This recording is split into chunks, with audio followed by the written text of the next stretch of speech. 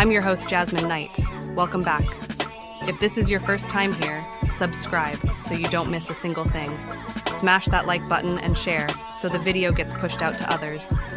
Remember, we can make a difference, but we must speak up. Now, on with the show.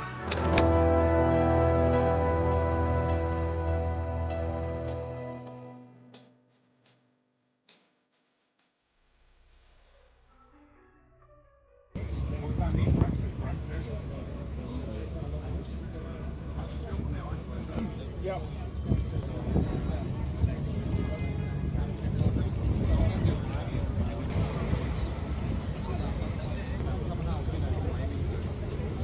That sign, rap sign.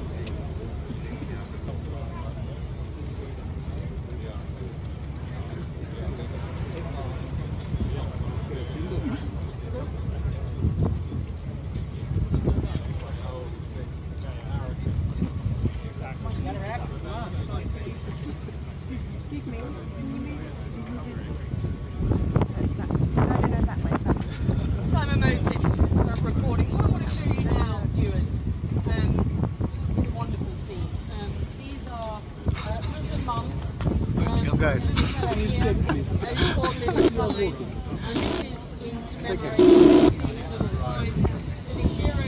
Reporting. What I want to show you now, viewers, is a wonderful scene. These are Muslim mums. There's a little fella here who's bought a little sign. And this is in commemoration, you can see his little sign, to the heroes of London. There are flowers on the street here, ladies with hashtag turn to love, hashtag ISIS equals enemies of Islam, hashtag ISIS will lose, hashtag turn to London. And I think a poignant scene, and a scene we should sit on just for you viewers, to understand exactly how people feel here on the streets of London, so close to what were such brutal attacks last night.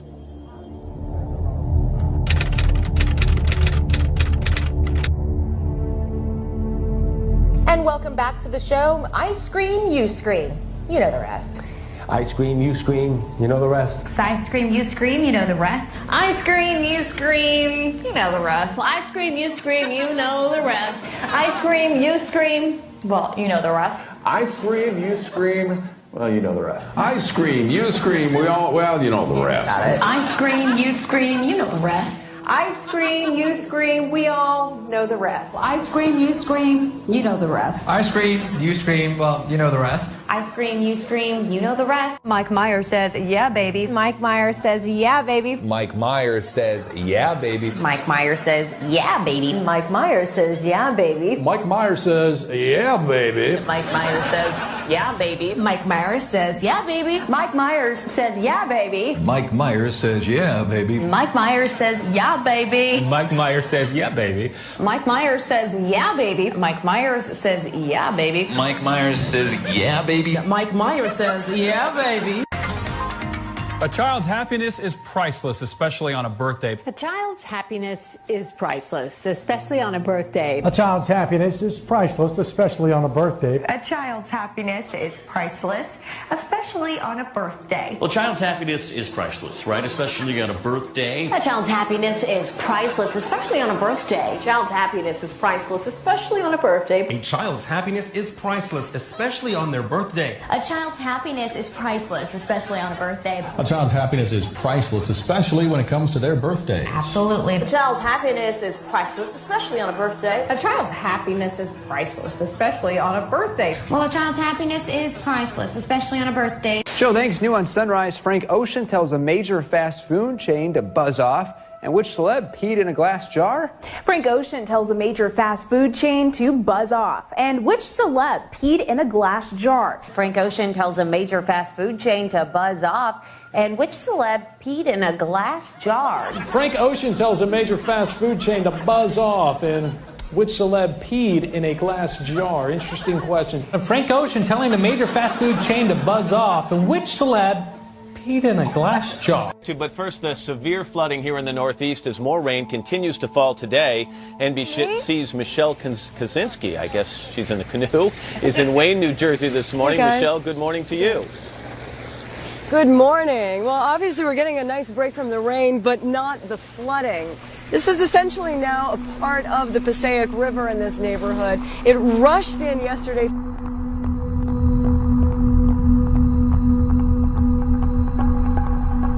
I just got a picture of the conditions that Caleb Brown has been living in for the past 2 months. Essentially, she was by the neck inside of what would look like a steel cage, roughly 4 by 4 by 6, and that steel cage was then inside of a larger container. Now, a massive search is underway in this field behind me because the victim herself told police that she believes as many as 4 bodies may be buried here. George? Boy, that is just horrific. Okay, Lindsay. An ABC News producer is being investigated by the network after reported evidence that a live camera shot on Good Morning America was doctored by falsely stringing police tape in the background. The shot featured reporter Lindsay Davis in Woodruff, South Carolina, where a woman was allegedly held captive in a storage container by a registered sex offender. Behind Davis, yellow police tape can be seen with the words, "Sheriff's Line, do not cross." A wider photograph of the scene shows that police tape was actually just attached to some ABC camera equipment to enhance the scene. Dateline NBC, a primetime news program, airs a story in 1992 entitled Waiting to Explode. The story includes footage demonstrating that a line of trucks produced by General Motors readily explode on impact. To see for ourselves what might happen in a side impact crash, Dateline NBC hired the Institute for Safety Analysis to conduct crash demonstrations. Unlike GM tests, the fuel tanks were filled with real gasoline. Look what happened. At impact, a small hole was punctured in the tank. According to our experts, the pressure of the collision and the crushing of the gas tank forced gasoline to spew from the gas cap. The fuel then erupted into flames when ignited by the impacting car's headlight. After the program airs, one of the firemen at the taping of the crash contacts GM. The conversation inspires a full-scale investigation. 3 months later, NBC is forced to reveal their role in fabricating the news. NBC's contractor did put incendiary devices under the trucks to ensure that there would be a fire if gasoline were released from the truck's gas tank. We said the crash, quote, forced gasoline to spew from the fuel cap, end quote. GM says since the gas cap was the wrong cap for the GM filler tube, and because the gas tank was overfilled, the cap came off when the impact occurred. We agree with GM that we should have told our viewers about these devices. The Dateline reporter, however, said, quote, at impact, a small hole was punctured in the tank, unquote. GM has now x-rayed that tank and found no hole. We acknowledge the placing of the incendiary devices under the truck was a bad idea from start to finish. That's our new policy, and we'll be right back.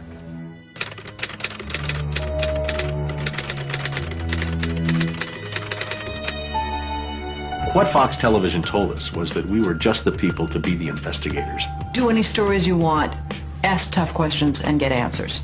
So we thought, this is great, this is a dream job, fantastic. The very first thing they had us do was not to research stories, but to shoot this promo, which was The Investigators. Uncovering the truth, getting results, protecting you. And they had a film crew and a smoke machine, and we were silhouetted. Investigative reporter Steve. One of the first stories that Jane came up with was the revelation that most of the milk in the state of Florida and throughout much of the country was adulterated with the effects of bovine growth hormone, the artificial hormone that farmers were injecting into their cows so that they would produce more milk. With Monsanto, I didn't realize how effectively a corporation could work to get something on the marketplace. The levels of coordination they had to have. They had to get university professors into the fold. They had to get experts into the fold. They had to get reporters into the fold. They had to get the public into the fold. And of course the FDA, let's not leave them out. They had to get the federal regulators convinced that this was a fine and safe product to get it onto the marketplace. And they did that. They did that very, very well. It's a great time to be a high-producing cow. Posilac One Step, bovine somatotropin, by Monsanto. The federal government basically rubber stamped it before they put it on the marketplace. The longest test they did for human toxicity was 90 days on 30 rats. Posilac is the single most tested new product in history and is now available to you specifically so you can increase your profit potential. And then either Monsanto misreported the results to the FDA, or the FDA didn't bother to look in depth at Monsanto's own studies. The scientists within Health Canada looked very carefully at bovine growth hormone and came to very different conclusions than the Food and Drug Administration in the U.S. did. Monsanto's engineered growth hormone did not comply with safety requirements. It could be absorbed by the body and therefore did have implications for human health. Mysteriously, that conclusion was deleted from the final published version of their report. They knew there were problems. They saw serious potential human health problems, and they stood up in Canada and said, we're not going to approve this because we don't believe it's safe. We have been pressured and coerced to pass drugs of questionable safety, including the RBST. I personally was very concerned that there's a very serious problem of secrecy, conspiracy, and things of that nature, and something needs to be done. The FDA was then on the hot seat. They had to come up with an answer. They didn't come up with a good one. And they never took the opportunity then. I mean, what would they do? Pull it off the market and say, we need to now do the job that we didn't do the first time? They didn't do that. We wrote the story. We had it ready a week beforehand. They bought ads. Farmers in the milk industry say it's safe, but studies suggest a link to cancer. Don't miss this special report from the investigator. That Friday night before the Monday this series was to begin, the fax machine spit out a letter from this very high-priced lawyer in New York that Monsanto had hired. It contained a lot of things that were just off-the-wall false, just demonstrably false. But if you didn't know the story and you didn't know how he had gone about producing it, would have scared you as a broadcaster, as a manager. And they decided that they would pull the story and they would just check it one more time. But the bottom line was that there was no factual errors in that story. Both sides had been heard from. Both sides had had an opportunity to speak. 1 week later, Monsanto sent the second letter. And this was even more strongly worded. And it said there will be dire consequences for Fox News if the story airs in Florida. And this time they freaked. They were afraid of being sued, and they were also afraid of losing advertising dollars at all of the stations owned by Rupert Murdoch. And he owned more television stations than any other group in America. I mean, that's 22 television stations. That's a lot of advertising dollars for Roundup, aspartame, NutraSweet, and other products. So we got into a battle, and the first deal was the new general manager. And his name's Dave, and Dave is a salesman, and, you know, he'd pump your hand. How you doing, how you doing? Called us upstairs to his office, and he said, what would you say if I killed this piece? What if it never ran? And we said, well, you know, we wouldn't be very happy about that. And he said, well, I could kill it, you know. And we said, yes, of course, you're the manager. You could kill it. It would never air. And he's hemming and he's hawing and he's back and he's forth. And we couldn't figure out, what is this all about? And finally he blurted out, look, would you tell anybody? You know, I said, I'm not going to lie for you. About a week later, calls us back to the office and says, okay, we'd like you to make these changes. In fact, you will make these changes. We said, well, look, let us show you the research that we have that shows that this information you want us to broadcast isn't true. To which he replies, I don't care about that. I said, pardon me? And he said, well, that's what I have lawyers for. Just write it the way the lawyers want it written. I said, you know, this is news. This is important. This is stuff people need to know. And I'll never forget, he didn't pause a beat, and he said, we just paid $3 billion for these television stations. We'll tell you what the news is. The news is what we say it is. I said, I'm not doing that. And he said, well, he said, if you refuse to present this story the way we think it should be presented, you'll be fired for insubordination. I said, I will go to the Federal Communications Commission and I will report that I was fired from my job by you, the licensee of these public airwaves, because I refused to lie to people on the air. And it's thank you very much. You'll hear from us right away. Well, 24 hours came and went and we didn't hear a thing. And about a week later, he calls us back, and now we've changed strategies. How about if we pay you some money and you just go away? And I said, how much money?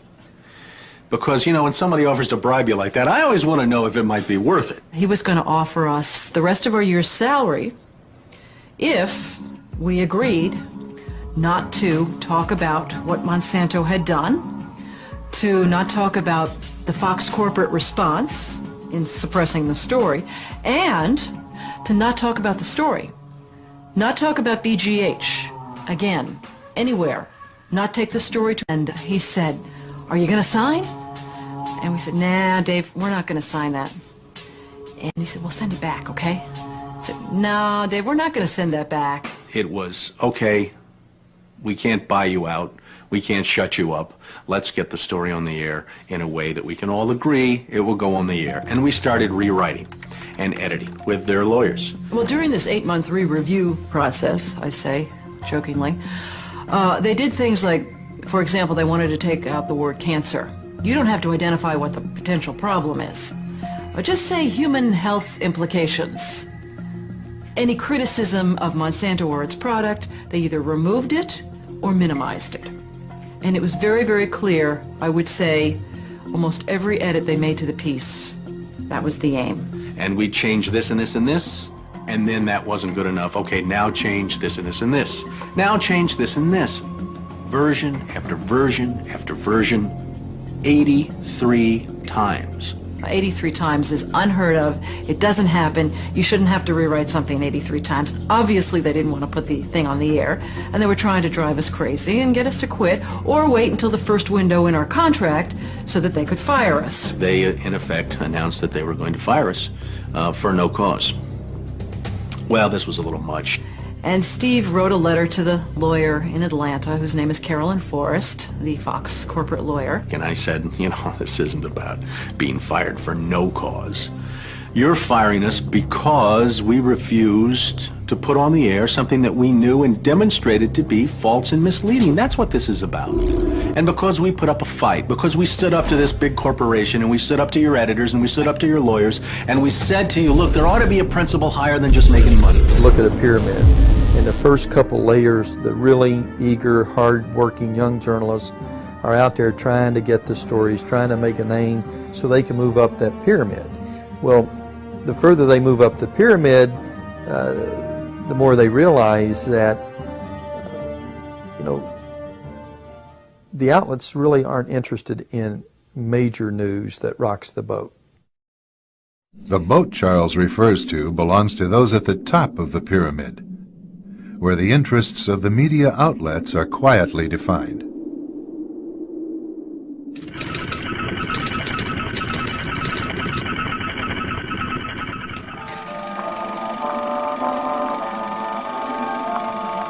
The year is 1917, and Representative Oscar Callaway enters a disturbing statement into the U.S. Congressional Record.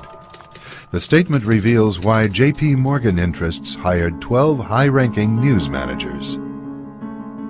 The 12 were asked to determine the most influential newspapers in America. They were to figure out how many news organizations it would take to control generally the policy of the daily press of the United States.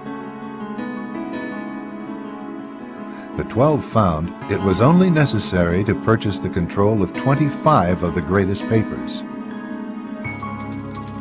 An agreement was reached. The policy of the papers was bought, and an editor was placed at each paper to ensure that all published information was in keeping with the new policy. Soon, that policy would be defined by a front group formed by J.P. Morgan and his colleagues. In fact, Morgan's personal attorney was founding president of the organization, the Council on Foreign Relations.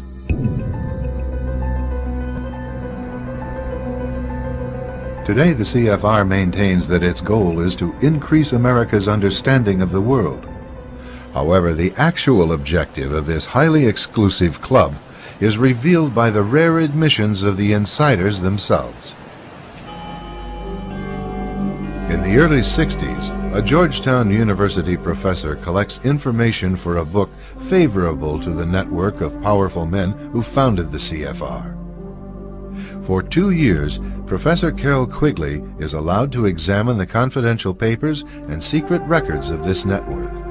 Quigley reveals that these men aim to create a world system of financial control in private hands, able to dominate the political system of each country and the economy of the world as a whole. In short, they seek total and quiet control of the entire world. And the CFR is their most visible conduit for carrying out that agenda. CFR members include America's wealthiest tycoons, as well as the highly placed elite in government, academic institutions, tax-exempt foundations, and the establishment media. Ruling Class Journalists, written by Richard Harwood, describes the CFR membership as the ruling establishment in the United States. The Washington Post article boasted that news reporters who are CFR members do not merely analyze and interpret foreign policy for the United States, they help make it.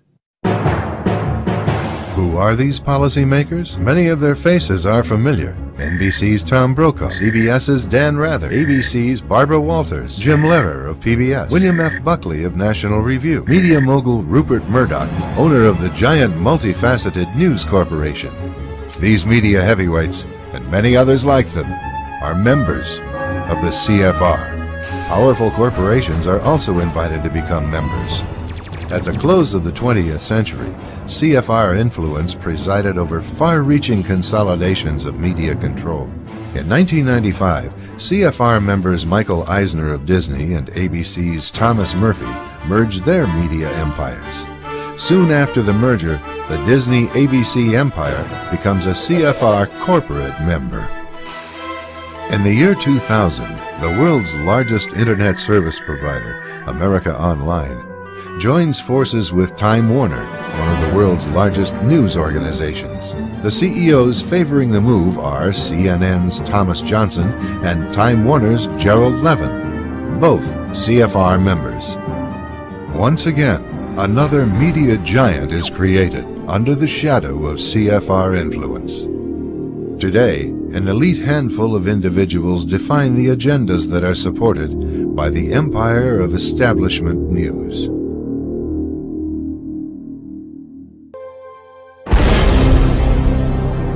In 1990, an age-old conflict in the Balkans erupted into civil war.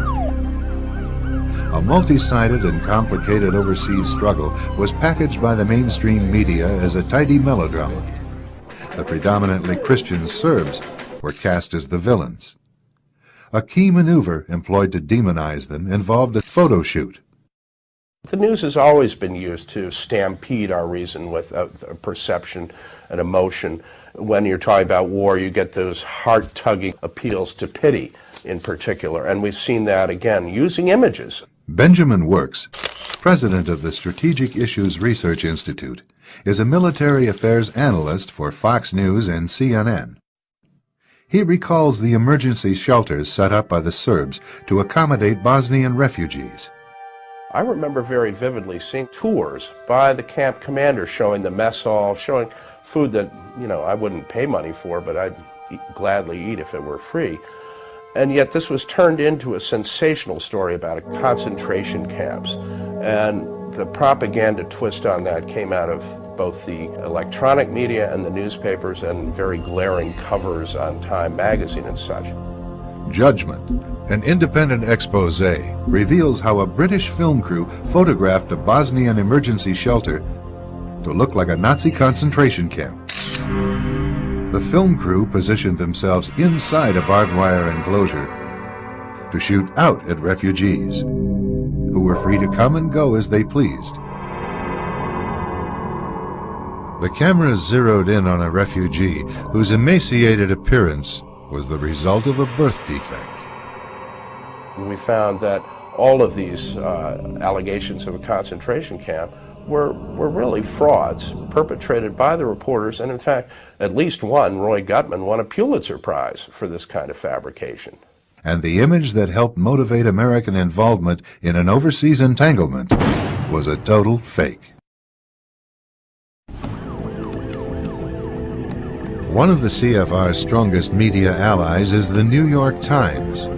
As a major outlet for the establishment viewpoint, the Times has achieved dominant influence over the reporting of national and international news.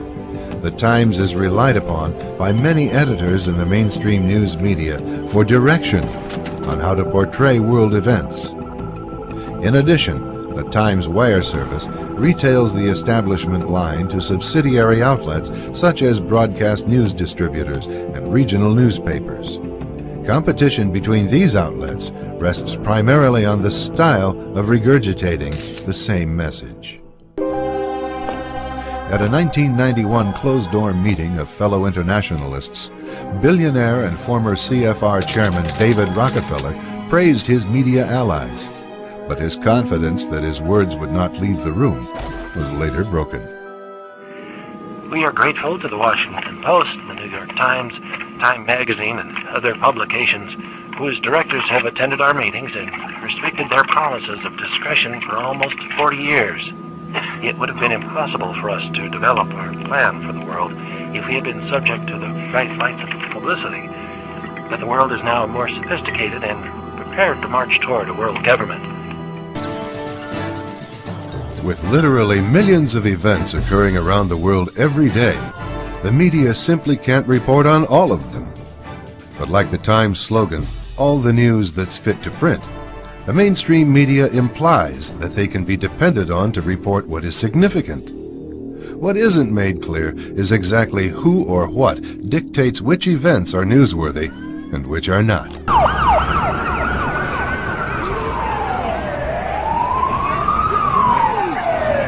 If it bleeds, it leads.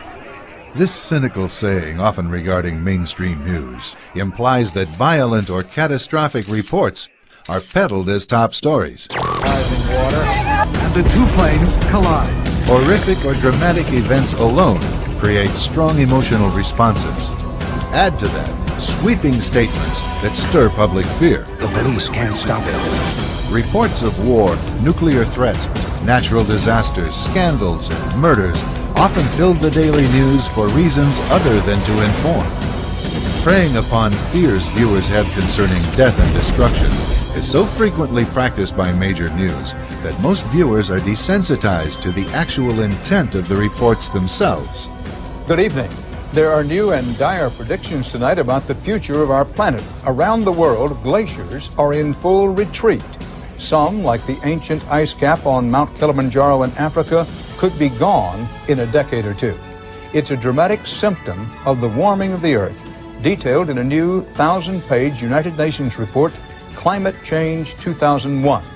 It predicts the new century will bring, and I quote, large-scale and possibly irreversible changes affecting every last person on Earth. Today's population has already set off an environmental spiral, depleting the world's forests and contributing to overfishing and overgrazing. Soil is being eroded, which in turn is hurting crop production, leading to starvation.